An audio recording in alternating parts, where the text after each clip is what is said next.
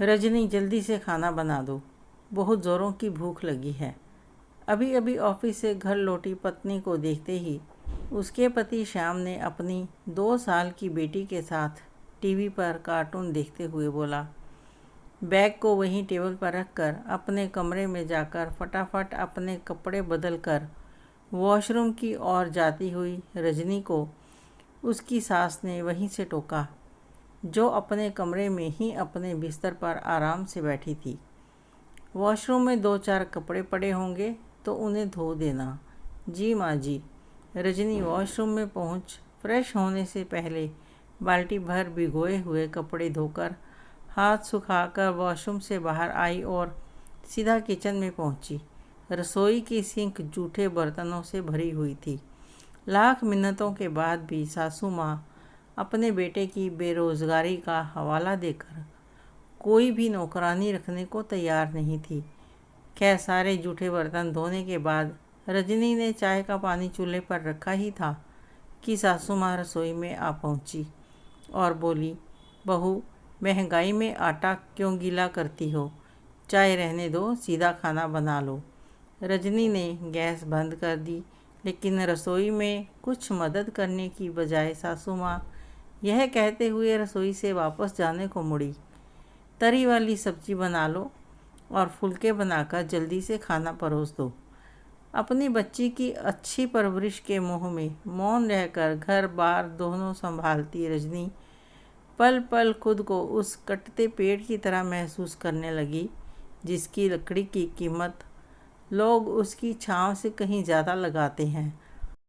आज रसोई में रोटी बनाते हुए रजनी ने ठान लिया कि वह इस बारे में बात करके रहेगी, लेकिन यह भी सोच रही थी कि बात शुरू करे तो कैसे। सोचते सोचते उसे एक तरकीब सूझी। रजनी सहकारी बैंक में एक क्लर्क की जॉब करती है। आज उसने अपनी सास और पति को खाना परोसने के बाद अपनी बेटी को गोद में लिया और उसे प्यार से सहलाते हुए अपने पति की तरफ देखा और कहा, आज ऑफिस में ट्रांसफ़र लेटर आया है। मेरा ट्रांसफ़र मुंबई हो गया है। मुंबई? यहाँ से 150 किलोमीटर दूर। उसके पति के हाथ का कौर हाथ में और मुंह का कौर मुंह में ही रह गया। फिर रजनी बोली, घबराने वाली तो कोई बात नहीं है। मेरी दीदी वहाँ रहती है तो मैं दीदी के साथ ही रह लूँगी। उसने अपने पति को निश्चिंत करना चाहा तो उसके पति ने कहा कि तुम्हारे बिना गुड़िया कैसे रहेगी। उसके पति ने चिंता जताई, चिंता मत करो, गुड़िया को तो मैं अपने साथ लेती जाऊंगी। वहाँ मेरी दीदी इसका पूरा ध्यान रखेगी। लेकिन बहू, तुम्हारे बिना इस घर को कौन संभालेगा? चिंतित होते हुए खाने की प्लेट एक तरफ रखते हुए उसकी सासू माँ बोली, पर माँ जी, मुझे प्रमोशन भी मिला है तो तनख्वाह भी बढ़ेगी, तो आप यहाँ एक मेड रख लीजिएगा। लेकिन बहू, कब तक? यहीं कोई 2-3 साल तक, उसके बाद फिर से मेरा ट्रांसफ़र हो जाएगा। बहू, लेकिन ट्रांसफ़र यहीं पर होगा, इसकी भी तो कोई गारंटी नहीं। रजनी की सास की चिंता तो जस की तस बनी रही।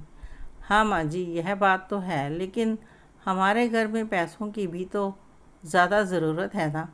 अपने हाथ से एक गिलास पानी लेकर भी नहीं पीने वाले रजनी के पति को तो रजनी की बात सुनकर जैसे काठ मार गया था। लेकिन रजनी की सास ने मनुहार करते हुए कहा, बहू, आज नहीं तो कल मेरे बेटे को कोई ना कोई नौकरी मिल ही जाएगी। तुम ट्रांसफ़र मत लो। मम्मी जी, लेकिन मुझसे घर और ऑफिस दोनों का मिलाकर इतना काम नहीं हो पाता, मैं थक जाती हूँ। रजनी असल मुद्दे पर आई, लेकिन रजनी की सासू माँ ने आगे बढ़कर अपनी बहू का हाथ थाम लिया। मैं हूँ ना बहू, घर के हर काम में मैं तुम्हारी मदद कर दिया करूँगी। नहीं माँ जी, आपसे नहीं हो पाएगा। कैसी बातें कर रही हो बहू?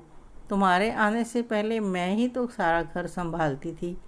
रजनी की सास ने अपने बेटे की तरफ देखा तो उसने भी अपनी माँ की हाँ में हाँ मिलाई। माँ सही कह रही है रजनी, और फिलहाल मैं भी तो घर पर ही रहता हूँ। मैं भी माँ के साथ मिलकर घर के काम में मदद कर दिया करूँगा। सास और पति की बातें सुनकर रजनी ने राहत की सांस ली। तो फिर ठीक है, मैं कल ही ऑफिस जाकर ट्रांसफ़र रुकवाने के लिए आवेदन दे दूंगी। सही मायने में रजनी को यह घर अपना घर लगने लगा था। अब सुबह का काम सास बहू मिलकर किया करती थी और शाम को घर आने पर खाने की पूरी तैयारी हो चुकी होती थी। आपको यह कहानी कैसी लगी कमेंट करके ज़रूर बताएं। कहानी अच्छी लगी हो तो लाइक करें, शेयर करें, सब्सक्राइब ज़रूर करें। धन्यवाद।